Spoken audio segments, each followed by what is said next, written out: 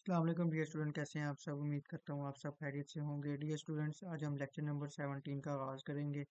इससे पिछले लेक्चर में हमने एक्सरसाइज 1.1 कंप्लीट की और आज के लेक्चर में हम लोग पढ़ेंगे next topic, radical expression.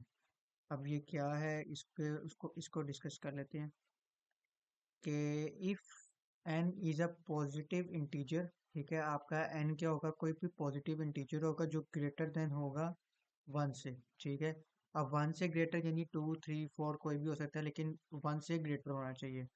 And a is a real number, a आपका कोई भी रियल नंबर हो सकता है। Then any real number x such that x is equal to n under root a is called nth root of a। ठीक है, अब ये आपका एक पूरा रेडिकल एक एक्सप्रेशन कहलाता है। ठीक है, nth रूट ऑफ ए यानी कि n और अंडर रूट ए। ठीक है, ये आपका एक रेडिकल एक्सप्रेशन है। ठीक है, इसको एक्सपोनेंशियल फॉर्म भी इसकी एक्सपोनेंशियल फॉर्म भी बनाई जा सकती है। अब वो ये यहाँ पर बनी हुई है। अभी देख लेते हैं कि ये कैसे बनी है। पहले देख लेते हैं। हेयर अंडर रूट क्या है, ये आपका एक रेडिकल साइन है। ठीक है, ये आपका एक रेडिकल साइन है, ये याद रखना है आपने। और एक आपका एन है जो इंडेक्स है आपका। ठीक है, ये जो एन है ये आपका इंडेक्स है। फिर उसके बाद जो रियल नंबर है अंडर द रेडिकल साइन। अब रेडिकल साइन किसको बोल रहे थे, अंडर रूट को। ठीक है, जो रेडिकल साइन है उसके जो अंदर रियल नंबर है, जैसे ये ए है। ठीक है, इसको बोलेंगे हम रेडिकेंट। ठीक है, अब ये जो आपके पास एग्जांपल है 3 अंडर रूट 5, ये आपका 3 इंडेक्स है। 3 किसको शो कर रहा है कि ये आपका एक n है और ये n क्या है, आपका इंडेक्स। ठीक है, और ये जो अंडर रूट है, ठीक है, ये आपका है रेडिकल साइन। ठीक है, और ये जो 5 है ये आपको आपका शो करता है कि ये एक रेडिकेंट है। ठीक है, तो ये आपकी एक रेडिकल फॉर्म है। ठीक है, अब एक्सपोनेंशियल फॉर्म बनानी है हमने। रेडिकल ये जो एक्सप्रेशन है इसकी हमने एक्सपोनेंशियल फॉर्म बनानी है। इसकी एक्सपोनेंशियल फॉर्म कैसे बनेगी कि अगर आपके पास कोई भी n अंडर रूट ए हो, ठीक है, तो वो इक्वल होता है इसके a और 1/n। ठीक है, जो भी आपका यहाँ पर नंबर होगा वो आपका पावर में आ जाएगा 1/n में। ठीक है, तो जब अंडर रूट, लेट से अंडर रूट 2 है और यहाँ पर हमारे पास बाय डिफॉल्ट क्या होता है कि n की जगह 2 होता है। अगर यहाँ पे कुछ भी नहीं लिखा होता तो यहाँ पर 2 होता है और हम इसको लिख सकते हैं 1/2 की फॉर्म में, ऐसे लिख सकते हैं। अगर 3 अंडर रूट 6 हो तो हम इसको लिख सकते हैं 6 1/3। ठीक है, इसको एक्सपोनेंशियल फॉर्म लिख सकते हैं हम इसकी ऐसे। ठीक है, फिर उसके बाद हमारे पास आ जाता है लाज ऑफ रेडिकल्स एंड इंडाइसिस। ठीक है, अब ये कुछ लाज हैं जो हम देखेंगे कि सबसे पहले है n under root A B. जो n under root A B, अब ए बी क्या हो रहा है, मल्टीप्लाई हो रहा है। ठीक है, अंडर रूट के अंदर, तो हम इसको सेपरेट करके लिख सकते हैं n under root A multiply, ये डॉट है मल्टीप्लाई, और n अंडर रूट बी। ठीक है, ये डॉट जो है ये मल्टीप्लाई को शो करता है। ठीक है, तो इस तरह से हम इसको लिख सकते हैं। इसी तरह डिवीजन में भी हम क्या कर सकते हैं कि ये जो पूरा अब अंडर रूट है a ओवर b। ठीक है, तो इसको हम इस तरह से सेपरेट कर सकते हैं, n under root a separate हो जाएगा और n अंडर रूट b इस तरह से हम डिवीजन में सेपरेट किया जा सकता है। ठीक है, लेट से ये अगर ये फॉर्म हो जाए a प्लस बी आ जाए। ठीक है, अब a प्लस बी कभी भी इक्वल नहीं होगा n under root a plus n under root B के। ठीक है, कभी भी ये इसके इक्वल नहीं होगा। ठीक है, अगर प्लस हो रहा, अगर मल्टीप्लाई हो रहा हो तो फिर मल्टीप्लाई आ सकता है और यहाँ पे भी आपका मल्टीप्लाई आएगा और यहाँ पर भी आपका मल्टीप्लाई होना जरूरी है। ठीक है, तो फिर उसके बाद थर्ड है n अंडर रूट ए की पावर m है। अब a की पावर m है, सिंपली हम इसको इस तरह से लिख सकते हैं कि n अंडर रूट a। ठीक है, और इस तरह से हम m इस तरह से हम लिख सकते हैं। ठीक है, और जाहिर सी बात है, अगर आपने इसकी एक्सपोनेंशियल फॉर्म बनानी हो तो किस तरह से बनाएंगे, a 1/n और आपका m उसी तरह बाहर आ जाएगा। ठीक है, और अब फोर्थ है कि एन अंडर रूट ए और पावर में क्या है एन है। ठीक है, अब ये एन और ये एन सेम है।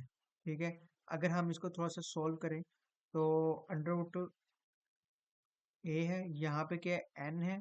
ठीक है, और यहाँ पे एन है, तो ये किसके इक्वल होगा कि आप इस वाले को हम एक्सपोनेंशियल फॉर्म में कन्वर्ट करेंगे ए। ठीक है, 1/n आ जाएगा। ठीक है, और बाहर क्या है एन। अब ये एन और ये 1/n और ये एन मल्टीप्लाई हो रहे हैं आपस में। ठीक है, तो मैं इसको इस तरह से लिख सकता हूँ, जब ये 1/n और ये एन मल्टीप्लाई हो रहा है तो इसको इस तरह से लिख सकते हैं ए एन ओवर एन। ठीक है, ये वन एन के साथ मल्टीप्लाई हो जाएगा और डिवीजन में एन वैसे का वैसे ही आ जाएगी। इस तरह से हो रहा है 1/n मल्टीप्लाई एन, इस तरह से हो रहा है। तो ये एन वन के साथ मल्टीप्लाई हो जाएगा तो एन ओवर एन आ जाएगा। तो ये एन एन से कैंसिल हो जाएगा तो ये इक्वल आ जाएगा ए के। ठीक है, यानी कि ये एन और ये अगर ये भी एन हो, ठीक है, दोनों सेम हो। ठीक है, पावर ये एक वाली पावर और ये जो एन जो है ये भी पावर अगर सेम हो तो ये ऐसे अंडर रूट कैंसिल हो सकता है, जिस तरह हम इस तरह से कर सकते हैं। ये टू और ये लेट से ये ए है और यहाँ पे भी टू है। ठीक है, तो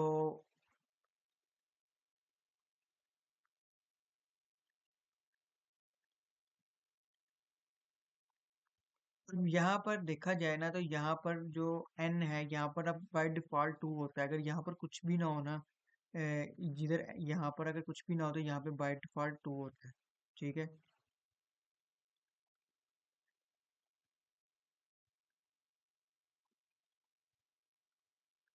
तो इसको अगर हम सॉल्व करें थोड़ा सा।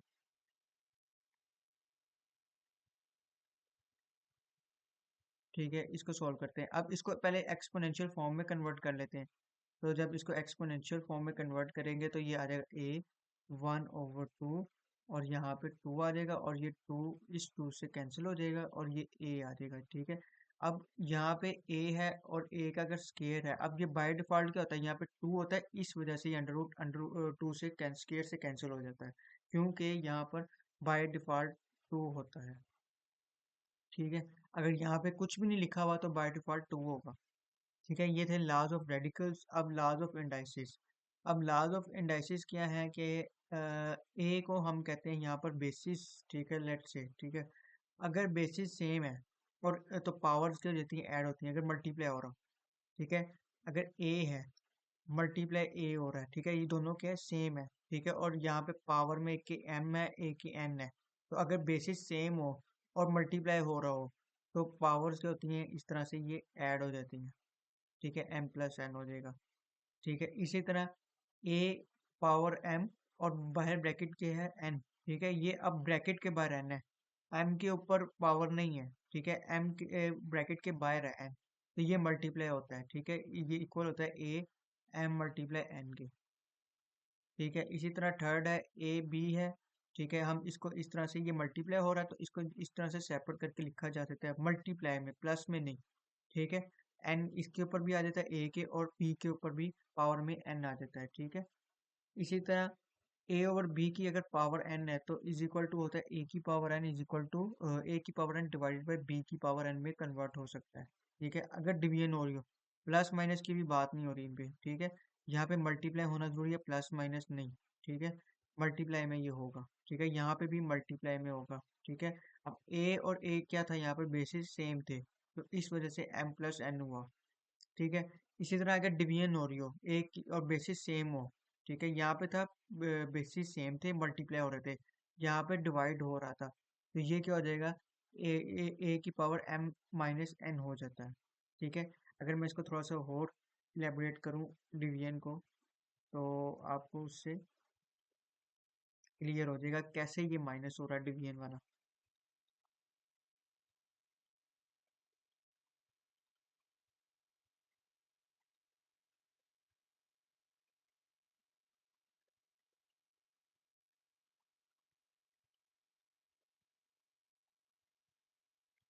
अब ए की पावर क्या है एम